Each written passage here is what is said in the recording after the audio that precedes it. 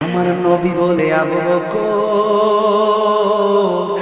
বকর রে, ও আবু বকর, তুমি কি জানো না নবীর সামনে হাঁটা বিয়াদবি?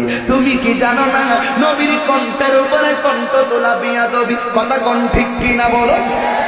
আবু বকর কই, ইয়া রাসূলুল্লাহ, নবীজি বিয়াদবি হইলে হইব, আমি প্রয়োজনে হাম সামনে যাইয়া জাহান্নামী হইলে হইব, এরপর আমি আপনার সামনে থাকবো। আমার নবী বলে, কেন? ও নবী গো, নবী গো, দেখেন না সামনের বাড়িটা একটা কাফেরের বাড়ি। ওই কাফেররা যদি আপনি নবীর এই মুহূর্তে দীক্ষা ফালায়, ওরা আপনার তীর মারতে পারে, আপনার গায়ে মোবারকের মধ্যে তীর লাগবে। আমি আবু বকরের সামনে আপনি তীর বিদ্ধ হবে, এটা আমি সহ্য করতে পারবো না।